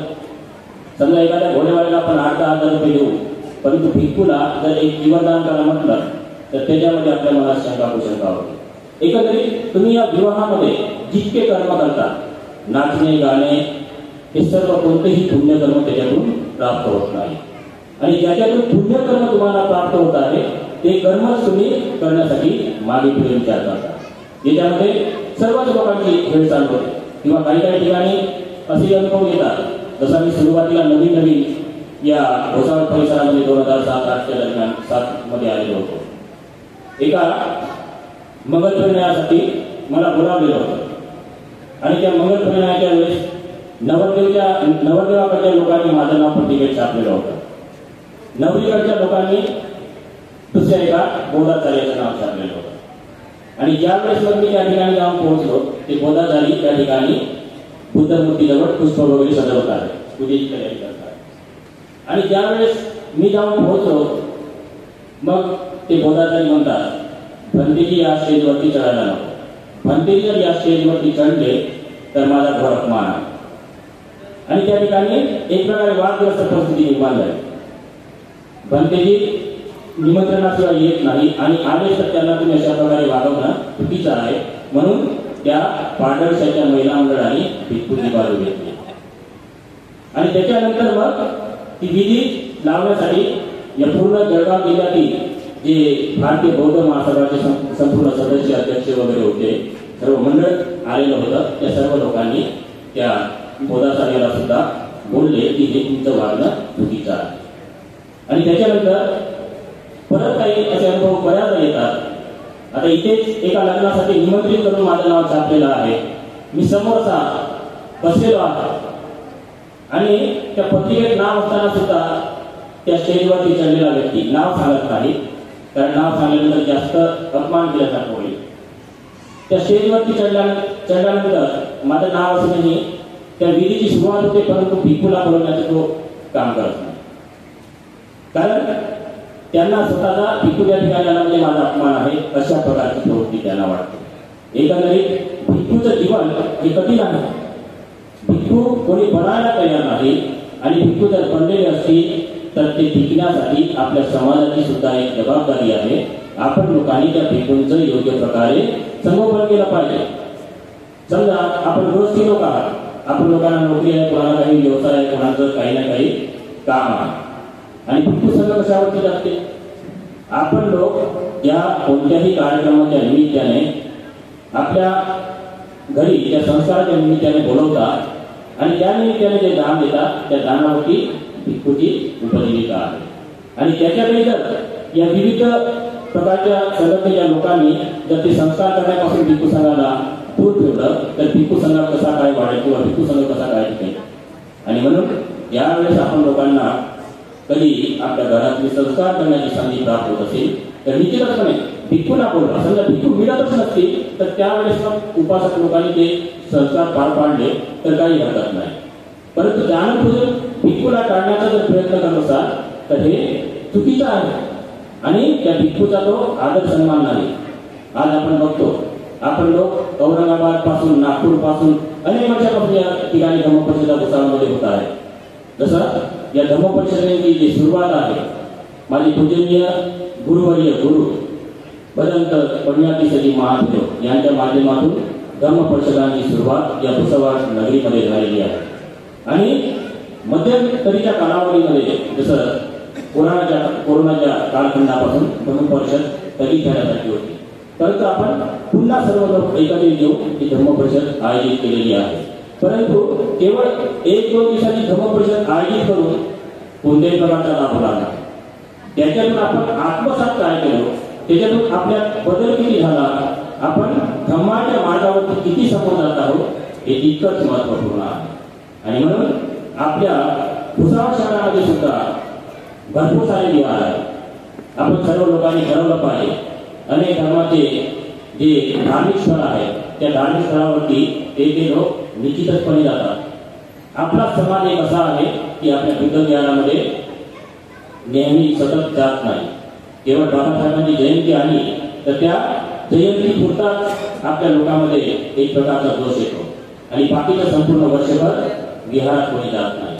आणि म्हणून आपण जशी धम्मपरिषद आयोजित करून लोकांना जागृत करण्याचं कार्य करतो तसेच या ज्या परिसरामध्ये ज्या ज्या ठिकाणी बुद्ध विहार आहे त्या प्रत्येक विहारामध्ये आपले श्रद्धावान लोक उपासक उपासिका गेलेच पाहिजे. आणि जाऊन जर त्या ठिकाणी बुद्ध धम्म संगवंदना करत असतील, कधी ध्यान करत असतील किंवा बाबासाहेबांच्या 22 प्रतिज्ञा त्या ठिकाणी घेत असतील तर निश्चितपणे त्याचा परिणाम अधिक जास्त आपल्या समाजामध्ये दिसून येईल.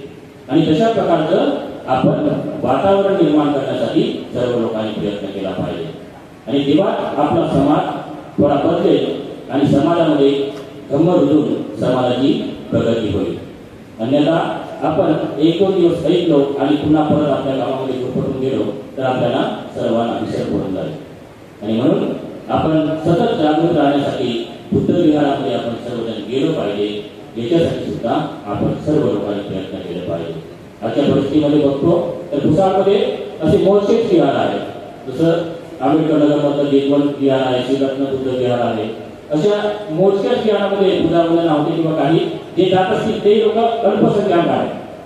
जसं त्या वाड्यामध्ये समजा 500 घर असतील तर त्या विहारामध्ये 15-20 लोक दिसतील. प्रत्येक घरातून प्रत्येक लोक एकच दिवस असल्यातून त्या विहारामध्ये गेलाच पाहिजे असा जर आपण नियम बनवला आणि ते जर आपण सर्व समाज बांधवांनी फॉलो केलो तर वातावरण बदलण्यासाठी वेळ लागणार नाही. आणि खरोखरच आपली प्रगती होण्यापासून कोणी आपल्याला टाळू शकणार नाही. आजच्या या प्रसंगी तसं मला खूप जास्त वेळ घेण्यासाठी सांगितलेलं नाही, थोड्या वेळामध्ये बोलण्यासाठी सांगितलेलं आहे. आणि म्हणून आजच्या या प्रसंगी मला थोडं बोलण्यासाठी मनोगत व्यक्त करण्यासाठी किंवा धम्मदेशेच्या माध्यमातून आपल्याशी संवाद साधण्यासाठी ही भिक्खू संघाकडून मला संधी दिलेली आहे. या भिक्खू संघाला मी विनम्र अभिवादन करतो आणि पुनश्च आपण सर्व लोकांप्रती मंगल चिंततो. आणि माझे जे 2 शब्द आहेत ते 2 शब्द मी याच ठिकाणी थांबवतो. भवतु सर्वमंगलम, भवतु सर्वमंगलम, भवतु. समदानं तपो सुखो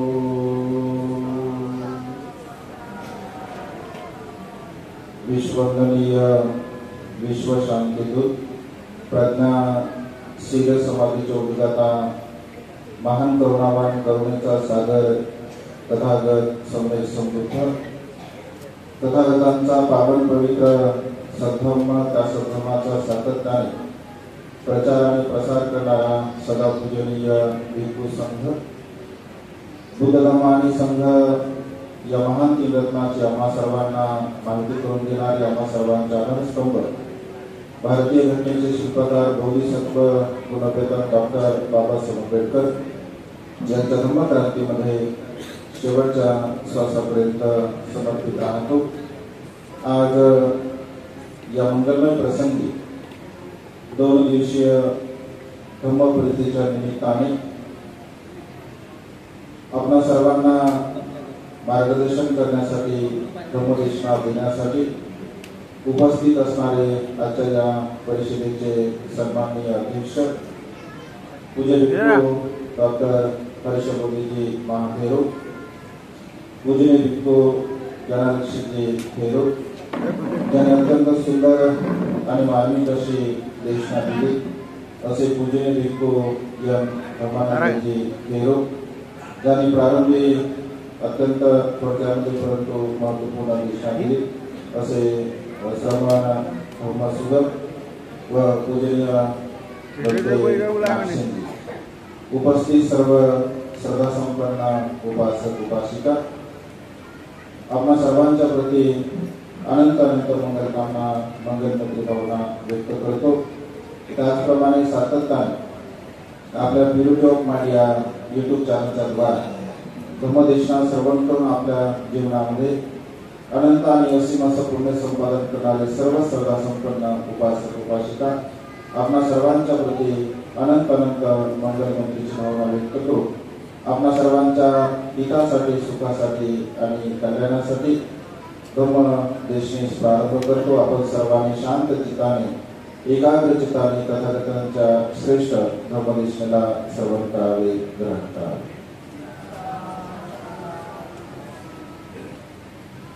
आज या मंगलमय प्रसंगी नियोजन करणे खरं तर फार कठीण गोष्ट आहे, कारण धम्म आचरण करणेच फार कठीण गोष्ट आहे. आपल्याला ऐकायला छान वाटते, आपण ऐकतो, श्रवण करतो, परंतु प्रत्यक्ष रूपाने धम्माचं आचरण करणे ही अत्यंत कठीण अशी गोष्ट आहे. धम्मदेशना देणे सुद्धा कठीण गोष्ट आहे. आता 4ची वेळ दिली होती, आम्हाला जरा वेळ झाला, पण त्याला कारण कसं आहे जे तुम्हाला सांगत यासाठी आहे, कारण तुम्ही 4 वाजतापासून बसले होते. आम्ही सकाळी औरंगाबादवरून 8 वाजता निघालो. 8 वाजता गाडीमध्ये बसलो आणि धम्मदेशना देणे सुद्धा ही सहज आणि साधी सोपी गोष्ट नाही आहे. धम्म आचरण करणे सुद्धा साधी सोपी गोष्ट नाही आहे. आपल्या भुसावळ शहरामध्ये अनेक धम्म परिषदा यापूर्वी झाल्या, तसं 1-2 परिषदेला मी आलो होतो, तेव्हा लहान होतो. आता ही काही उपासकांच्या परिचयामुळे येत असतो. जळगावमध्ये मात्र गेल्या 5-7 वर्षापासून वर्षावासाच्या कालावधीमध्ये 3 महिन्यापर्यंत मी वास्तव्य करत असतो. मागच्या वर्षी सुद्धा राजनगरमध्ये माझा वर्षावास होता. याही वर्षी जळगाव शहरामध्ये वर्षावास आहे. वर्षावासाच्या कालावधीमध्ये 3 महिन्यापर्यंत राहत असतो. धम्माचा प्रचार व्हावा, प्रसार व्हावा या उद्देशाने वर्षावासानंतर आम्ही सतत फिरत असतो. आता पुढे आमच्या या लक्षित भंतीची तब्येत बरी नसल्यामुळे सध्या फिरणं थोडं त्यांनी बंद केलं. आम्ही पुन्हा सुरू केलं, तब्येत थोडी चांगली झाली तर सातत्याने भगवंताच्या आदेशाला अनुसरून भिक्खू संघ धम्माचा प्रचार आणि प्रसार करत असतो. मला तुम्हाला सांगायला आनंद वाटेल, 2 वर्षामध्ये म्हणजे 2 वर्षापूर्वी आम्ही गाडी घेतली, उपासकांनी दान दिली. काही त्यामध्ये ज्यांच्याकडे गाड्या असतील त्यांना समजेल, 2 वर्षामध्ये 1,00,000 किलोमीटर गाडी चालली. 2 वर्षामध्ये फक्त. यावरून तुम्ही कल्पना करू शकता. मला असं वाटतं ज्ञानाच्या बंदीची पहिली गाडी स्कॉर्पिओ होती, त्यापासून 4.5 किलोमीटर आणि ही सुद्धा 1,00,000 किलोमीटर होत आलेली आहे. म्हणजे सातत्याने बाबासाहेबांच्या धर्मक्रांतीला गतिमान करण्यासाठी भिक्खू संघ आपल्या परीने धम्माचा प्रचार आणि प्रसार करत असतो. सुरुवातीला काही थोडी खंत व्यक्त केल्या गेली की आणि साहजिक आहे, धम्मकार्य करणं हे सहज साधी सोपी गोष्ट नाही आहे. जिथे बुद्धाला विरोध होतो, जिथे भिक्खू संघाला विरोध होतो, जिथे बाबासाहेबांना विरोध होतो, आपली काय गोष्ट आहे, आपल्याला सुद्धा विरोध होणारच आहे. भगवंत असे म्हणतात की या संसारामध्ये अशा प्रकारची लोक आहेत की चालणाऱ्याला लोक चालू सुद्धा देत नाहीत, बसणाऱ्या लोक बसू देत नाहीत. असं आपल्या भाषेमध्ये बोलतो आपण, चालणाऱ्याला चालू देत नाहीत, घोड्यावर बसणाऱ्याला बसू देत नाहीत. हा लोकांचा स्वभाव आहे. या संसारामध्ये असा एकही व्यक्ती मिळणार नाही की ज्या व्यक्तींची कधी निंदा झाली नाही.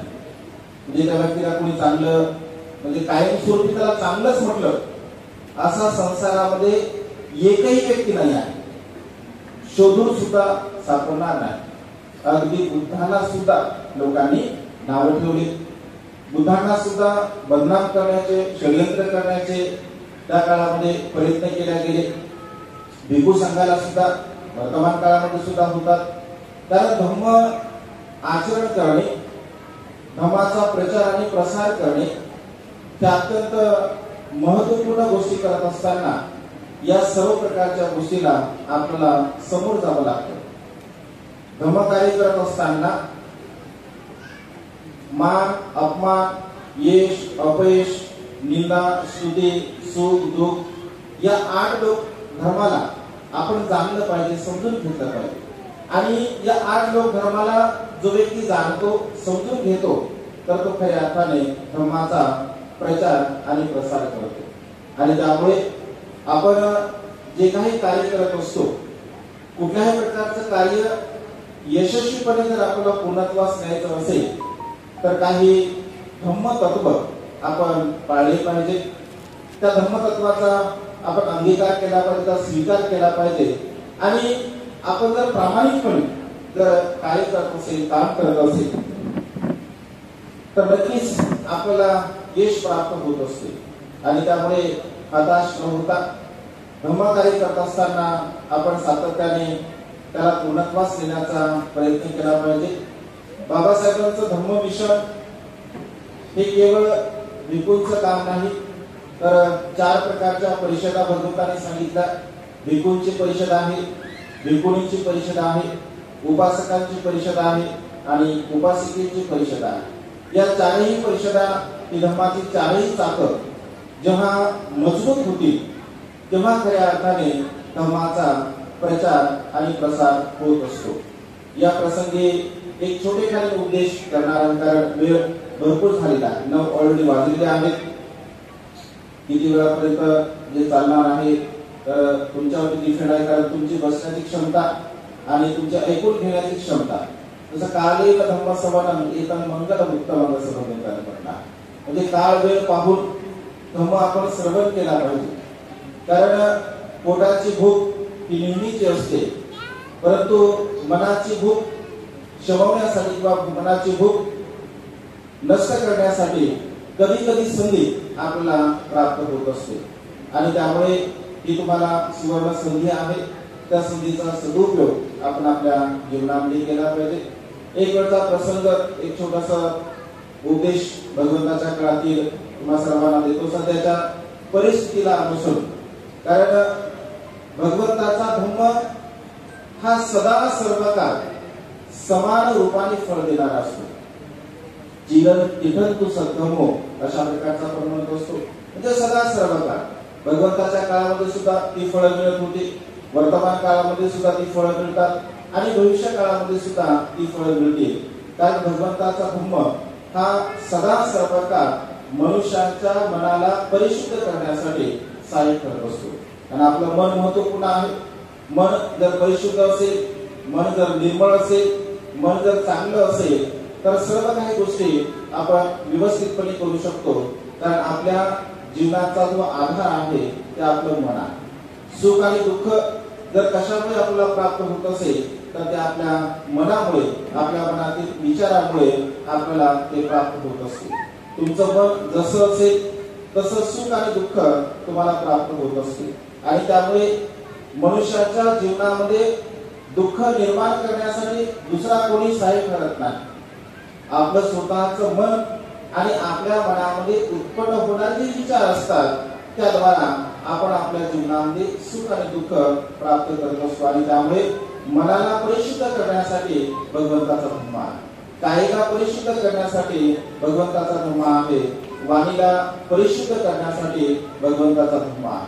जो मनुष्य काया वाचा आणि मनाला परिशुद्ध करण्याचा प्रयत्न करत असतो तर खऱ्या अर्थाने तो मनुष्य आपल्या जीवनामध्ये सुखाच्या अवस्थेला प्राप्त होत असतो. त्या मंडळीमध्ये आपण म्हणत असतो धम्मं चरे सुचरितं नतं दुचरितं चरे धम्मचारी सुखं सेते अस्मिन् लोके परमेश्वर. धम्मं चरे सुचरितं म्हणजे सुचरित धम्माचं आचरण आपण केलं पाहिजे. नतं दुचरितं चरे म्हणजे जे दुराचरण आहे त्या दुराचरणाचा जो भाग आहे किंवा दुराचरण आहे आपण नाही केलं पाहिजे. तर अशा प्रकारचा धम्मचारी व्यक्ती सुखं सेते, सुखाने झोपत असतो. धम्मचारी व्यक्ती सुखाने झोपत असतो. अस्मिन् लोके परमेश्वर मृत्यूच्या पश्चात सुद्धा तो सुगतीला प्राप्त होत असतो. सुखाची झोप अत्यंत महत्वपूर्ण आहे. सुखाची झोप कोण कोण झोपते सुखाने? खरं सांगा, सुखाला कोण झोपते? बोटावरती मोजण्यासारखे ते करू का नको असं. कारण सध्याच्या घडीला सुखाची झोप मिळणं फार कठीण गोष्ट आहे. सुखाची झोप अनेक लोक सुखाने झोपण्यासाठी गोळ्या घेतात, टॅबलेट घेतात लोक, किंवा सुखाने झोप आली पाहिजे. अनेक लोक सुखाने झोप यावी यासाठी व्यसन सुद्धा करतात, ड्रिंक सुद्धा करतात की सुखाने झोप आली पाहिजे. किंवा अन्य प्रकारचं लोक व्यसन करतात. कशासाठी? तर सुखाने झोपण्यासाठी. भगवंत असे म्हणतात जर सुखाने झोपायचं असेल तर धम्मचारी आपण बनलं पाहिजे. जर धम्मचारी जर तुम्ही बनत असाल तर खऱ्या अर्थाने तुम्ही सुखाला प्राप्त होऊ शकता. कारण सुखाची झोप मनुष्याच्या जीवनामध्ये अत्यंत महत्वपूर्ण आहे. खरं तर काही लोकांना झोपावं कसं हे सुद्धा माहित नाही. भगवंताने ते सुद्धा सांगितलं बघा. झोपेचे प्रकार सांगितले भगवंताने. कोणाला माहिती किती प्रकार आहे? झोप आपण झोपतो ना, 4 प्रकारे बघा मनुष्य झोपत असतो. 4 प्रकारे मनुष्य झोपतो. काही लोक डाव्या कुशीवर डोकं ठेवून झोपतात, आहे की नाही? डाव्या कुशीवर डोकं ठेवून लोक झोपतात. ज्याला भगवंताने कामशय्या असं म्हटलेलं आहे. काही लोक जसं प्रेत कसं ठेवलेलं असतं, प्रेत पडतं सरळ पाठीवरती झोपत असतात, त्याला प्रेतशय्या असं भगवंताने म्हटलं आहे. काही लोक पोटावर झोपतात, काही लोक त्याला शैतानशय्या असं म्हटलं आहे. मी नाही सांगितलं, भगवंताने सांगितलं आहे. शैतानशय्या आपण कधी बघतो काय शैतानासारखा झोपला, एखाद्याला मांसासारखा झोप. आणि चौथी शय्या आहे सिंहशय्या म्हणजे उजव्या कुशीवरती भगवंत डोकं ठेवतात, पाय सरळ, जी भगवंताची महापरिनिर्वाण मुद्रा आपण बघत असतो त्याला सिंहशय्या अशा प्रकारचं म्हटलं आहे. या 4 प्रकारच्या शय्या मनुष्य झोपत असतो. सिंहशय्या सर्वश्रेष्ठ शय्या भगवंताने असं म्हटलं आहे. मनुष्याच्या जीवनामध्ये जी सुखाची झोप आहे, सुखाची झोप कोणत्या मनुष्याला येते? सुखाची झोप कोणता मनुष्य झोपतो किंवा सुखाची झोप कोणाला येत नाही? तर भगवंत असे म्हणतात काही मनुष्यामध्ये असणारे जे दुर्गुण आहे त्या दुर्गुणाला अनुसरून जर मनुष्य जीवन जगत असेल तर तो कधी सुखाने झोपू शकत नाही. कारण सुखाची झोप मनुष्याच्या जीवनामध्ये अत्यंत महत्वपूर्ण आहे. भगवंत असे म्हणे एक वेळचा प्रसंग, अत्यंत थंडीचं वातावरण असते आणि त्या थंडीच्या वातावरणामध्ये एक व्यक्ती भगवंताकडे येतो. थंडी असल्यामुळे त्याने स्वतःला चांगल्या प्रकारच्या कपड्याने असं गुंडाळलेलं असतं, ब्लँकेट घेतलेलं असतं भगवंत खुल्या एका झाडाखाली बसलेले असतात आणि खुल्या झाडाखाली बसलेले असताना भगवंत तो व्यक्ती भगवंताला विचारतो की भगवान एवढी थंडी आहे आणि एवढ्या थंडीमध्ये तुमच्या अंगावरती फक्त हे काशाय वस्त्र आहे, भगवान तुम्हाला थंडी लागत नाही का? भगवान तुम्ही रात्रभर इथे व्यवस्थित झोपले का? कारण एवढी थंडी असताना तुम्ही कुठल्याही प्रकारचं अन्य व्यतिरिक्त वस्त्र घेत नाही, भगवान तुम्ही तर सुखाने झोपलात ना? तर तेव्हा भगवंत असे म्हणतात धम्मचारी सुखंसे, जो मनुष्य धम्माचं आचरण करत असतो, धम्माचं अनुसरण करत असतो, तर तो मनुष्य नेहमी सुखाने झोपत असतो. दुराचरण करणारा मनुष्य कधीही सुखाने झोपू शकत नाही.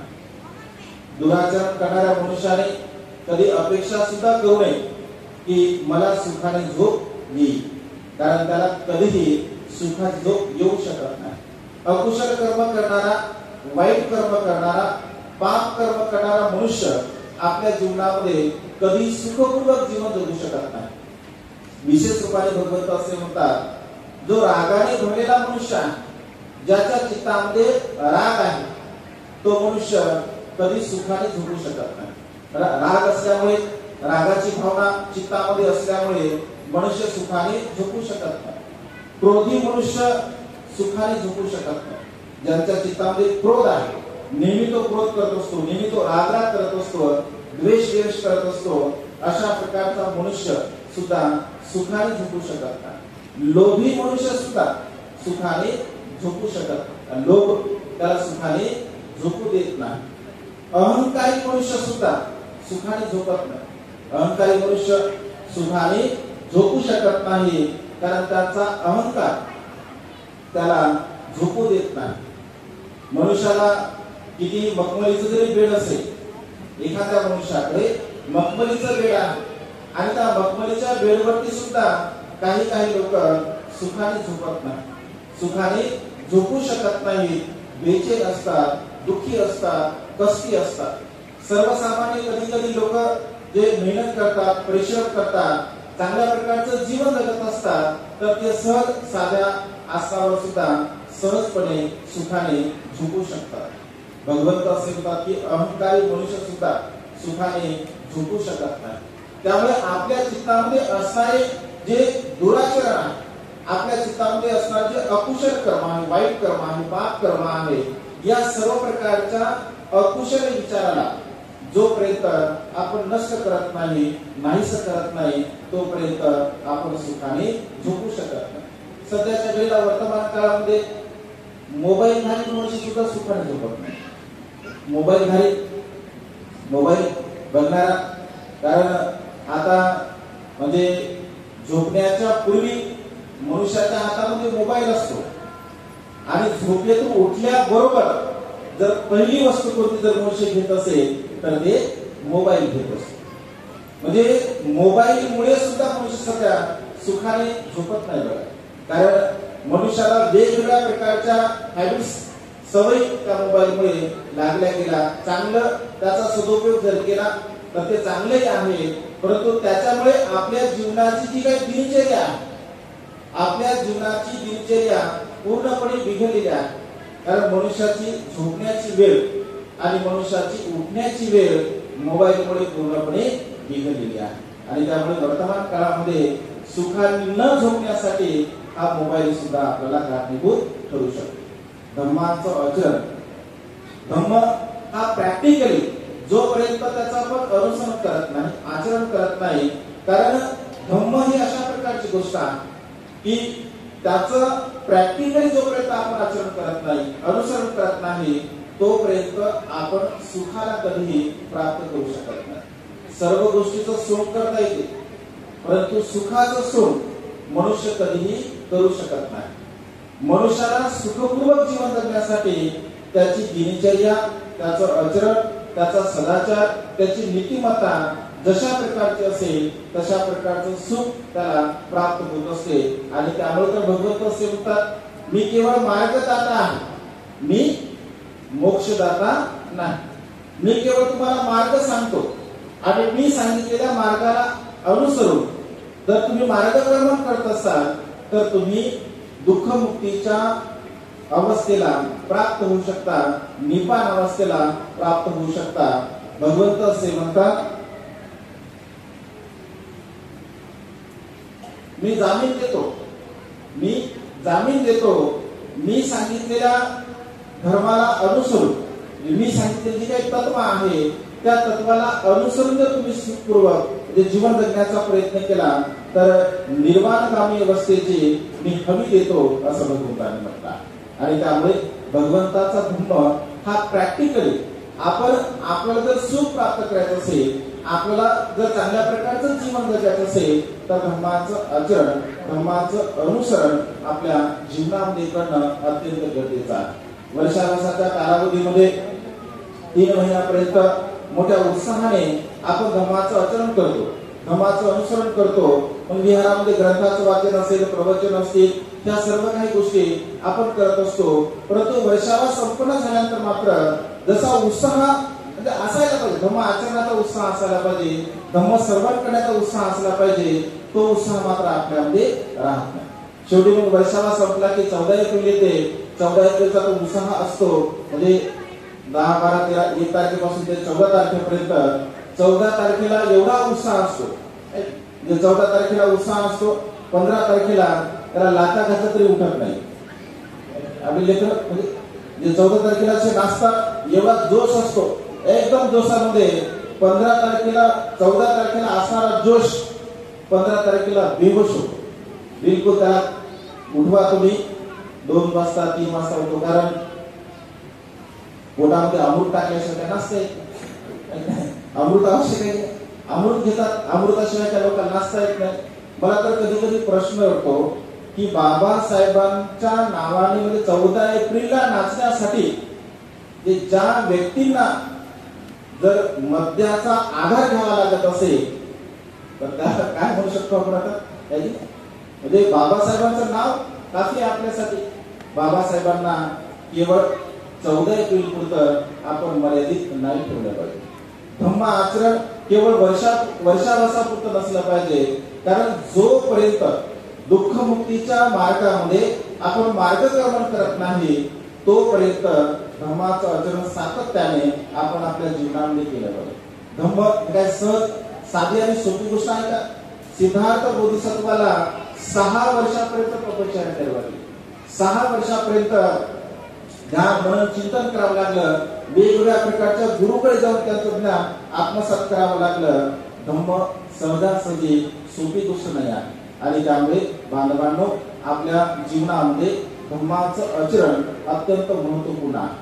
धम्म परिषदा ही आपल्यामध्ये ऊर्जा निर्माण करण्यासाठी असते. 1 दिवस असेल, 2 दिवस असेल, म्हणजे सातत्याने धम्म संस्कार आपल्या मनावरती, आपल्या मुलांवरती आपण करण्याचा प्रयत्न केला पाहिजे. कारण धम्म आचरण, धम्मच अशी गोष्ट आहे की जी आपल्याला दुःखमुक्तीच्या मार्गाकडे घेऊन जाऊ शकते. आणि त्यामुळे एकतेनं त्या सर्व काही गोष्टी आपण केल्या पाहिजे. चिंतन मनन केलं पाहिजे. आणि चिंतन मनन करून सातत्याने कुठल्याही प्रकारचं कार्य म्हणजे जागृतीचा विस्तव, बाबासाहेब असं म्हणतात की तो सतत तेवत ठेवला पाहिजे. जागृतीचा विस्तव हा विझू देता कामा नये. जागृतीचा विस्तव जर विझला असेल तर तिथे मात्र धम्म चळवळ ही नष्ट होते, नाहीशी होत असते. आणि त्यामुळे सातत्याने आपण हे जागृतीचं जे काही कार्य आहे तर ते जागृतीचं कार्य सातत्याने आपण केलं पाहिजे. त्याच्यामध्ये पारदर्शकता आपण दिली पाहिजे. जसं बोलताना संयोजक असं बोलले की मी हिशोब सुद्धा दिलाही पाहिजे. माझं असं वैयक्तिक आता सध्याच्या घडीला सुद्धा शिक्षण फार अवघड आहे. येणाऱ्या काळामध्ये ज्यांच्याकडे पैसा असेल फक्त त्यांचेच मुलं शिकतील, ज्यांच्याकडे पैसा नाही आहे त्यांची मुलं शिकू शकणार नाही. कारण आज तुम्ही नर्सरीमध्ये टाका, केजी मध्ये टाका, फर्स्ट मध्ये, सेकंड मध्ये, थर्ड मध्ये 50,000 1 लाख रुपये फीस द्यावी लागते. 12वी पर्यंत तुमचा मुलगा 10-12 लाख रुपये त्याला खर्च करावा लागतो. पुढे शिक्षणासाठी आणखी खर्च करावा लागतो. म्हणजे एका मुलांवरती 10-15-20 लाख रुपये आज शिक्षणावर तुम्हाला खर्च करावे लागतात, जे की सर्व काही फुकट मिळत होतं. आणि त्यामुळे आपल्या मुलांवरती अन्य ठिकाणी हा व्यर्थ पैसा खर्च न करता आपल्या मुलांना धम्माचा संस्कार आणि शिक्षणाचा संस्कार आपण दिला पाहिजे. आपल्या सर्वांगीण उन्नतीचं जर माध्यम कोणतं असेल, आपली सर्वांगीण उन्नती जर कशामुळे होत असेल तर ती म्हणजे धम्मामुळे होत असते. आणि त्यामुळे धम्माचं आचरण, धम्माचं अनुसरण आपल्या जीवनामध्ये अत्यंत महत्वपूर्ण आहे. एकतेने आपण धम्माचं आचरण करावं. कारण भगवंत असे म्हणतात की सामूहिक रूपाने तप करणे हे सुखकारक असतं. सामूहिक रूपाने, जसं आपण सामूहिक रूपाने धम्मदेशना श्रवण करत आहात, सामूहिक रूपाने भिक्खू संघ आपण धम्मदेशना देत आहे, तर सामूहिक रूपाने धम्माचं तप करणे, धम्म श्रवण करणे हे आपल्या जीवनामध्ये अत्यंत महत्वपूर्ण. आणि त्यामुळे हे जे काही कार्य आपण करत आहोत ते कार्य एकतेने, सामंजस्यपणाने, विचार विनिमय करून आपण ते कार्य केलं पाहिजे. विचार विनिमय नसेल, आपल्यामध्ये संवाद नसेल तर कुठल्याही प्रकारचं कार्य यशस्वीपणे होऊ शकत नाही. एक छोटंसं उदाहरण सांगतो 2 मिनिटांमध्ये आणि धम्मदेशना संपन्न करतो की मनुष्यामध्ये विचार विनिमय किती महत्वपूर्ण आहे.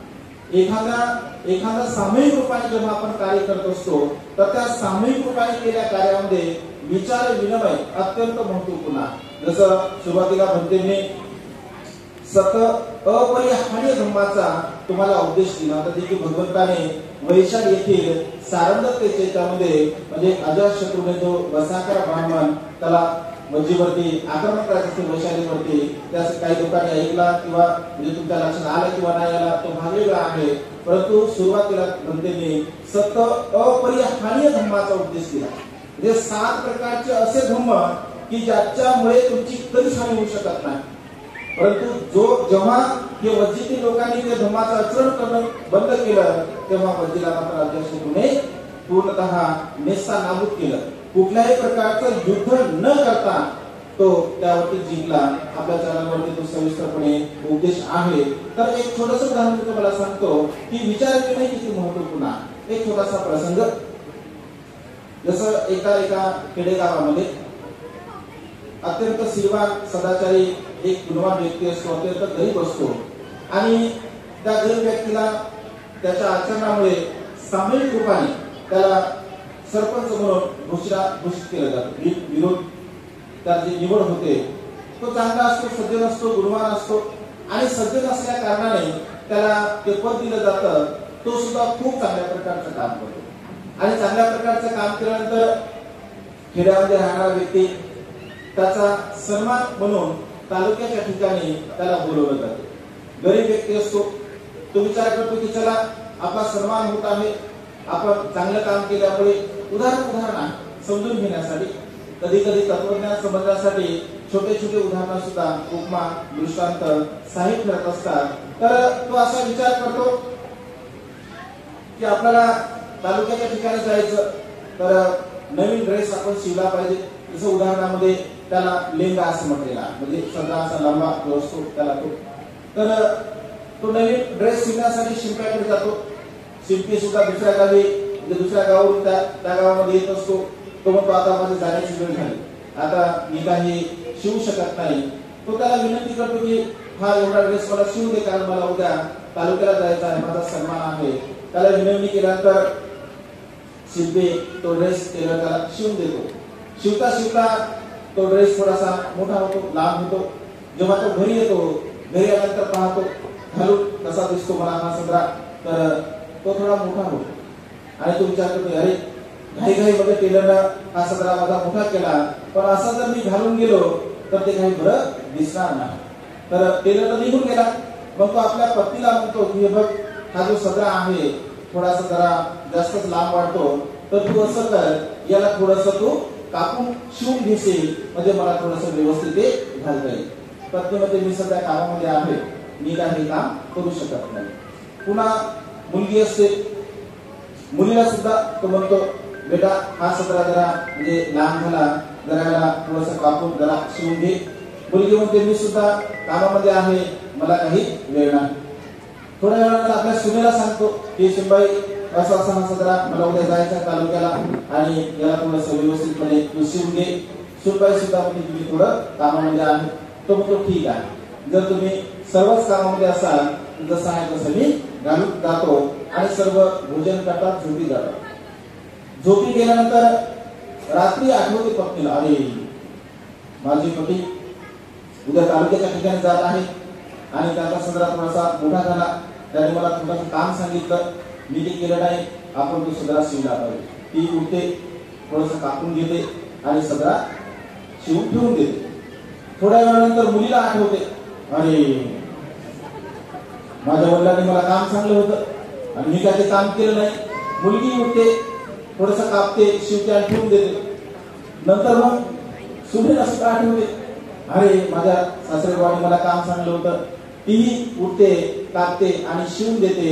हा सकाळी आंघोळ करतो, फ्रेश होतो, सदरा करण्यासाठी जातो.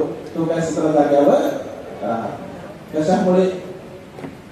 विचार विनिमय न केल्यामुळे. कारण भगवंताचा जो धम्म आहे, भगवंताचा धम्म म्हणजे व्यवहारिक दृष्टिकोनातून सुद्धा आणि सामाजिक दृष्टिकोनातून सुद्धा कोणत्याही प्रकारचं कार्य जेव्हा आपण करत असतो तर विचार विनिमय करून सर्व काही कार्य आपण ते केलं पाहिजे. एकतेने आपण ते कार्य केलं पाहिजे. एकत्र राहून ते आपण काम केलं पाहिजे. एक दिलाने बाबासाहेबांच्या धम्म मिशनला गतिमान करण्यासाठी आपल्याला हे काम करायचं आहे. राग, द्वेष, लोभ, मोह, हेवेदावे, वाद विवाद या सर्व काही गोष्टी चालू राहतात. कारण हा लोकधर्म आहे. या लोकधर्मामध्ये आपण जीवन जगत असतो तरी सुद्धा आपण जे काही धर्माचं कार्य करतो तर ते सातत्याने आपण धर्माचं कार्य करण्याचा प्रयत्न केला पाहिजे. सातत्याने जर धर्माचं कार्य करत असेल तर बाबासाहेबांच्या धर्मक्रांतीला गतिमान करण्यासाठी मी माझ्याकडे काय देतो, ज्याला पैसा देता येतो त्याने पैसा दिला पाहिजे, ज्याला वेळ देता येतो त्याने वेळ दिला पाहिजे, ज्याला बुद्धी खर्च करता येते त्याने बुद्धी खर्च केली पाहिजे, ज्याच्याकडे संघटन कौशल्य आहे त्याने समाजाचं संघटन केलं पाहिजे. म्हणजे आपल्यामध्ये असणारा जो सद्गुण असेल, जो चांगला गुण असेल त्या चांगल्या गुणाचा उपयोग आपण समाज कार्यासाठी करण्याचा प्रयत्न केला पाहिजे. कारण चांगले आणि वाईट हे दोन्ही मनुष्यामध्ये असतात. चांगले गुण असतात, दोषही असतात, परंतु त्या दोषाचा म्हणजे दोषाला समोर न करता त्याच्यामध्ये असणाऱ्या चांगल्या गुणांचा आपण सन्मान करावा, सत्कार करावा आणि अशा प्रकारचं हे धर्म कार्य गतिमान करण्यासाठी आपण सातत्याने प्रयत्न करावा. आज या मंगलमय प्रसंगी या कार्याला पूर्णत्वास नेण्यासाठी ज्या ज्या सर्वसंपन्न उपासक उपासिकांनी जे सहाय्य केलं, मदत केलं, कळत न कळत जे काही आपण सर्वांनी सहकार्य केलं या सर्वांच्या प्रती अनंत अनंत मंगल कामना मंगलमय भावना व्यक्त करतो. आपणा सर्वांना आयुष्यभर सुख आणि बल प्राप्त हो. आपणा सर्वांच्या इच्छा आणि आकांक्षा ढगातून मुक्त झालेला शीतल चंद्रमाप्रमाणे पूर्णत्वात जाऊ अशा प्रकारची मंगलमय आणि उदात कामना या ठिकाणी व्यक्त करून वेळेच्या अभावी ही छोटीशी धर्मदेशना संपन्न करतो. सर्वांचं मंगल हो, सर्वांचं कल्याण हो, सर्वांना दीर्घायुष्य लाभो.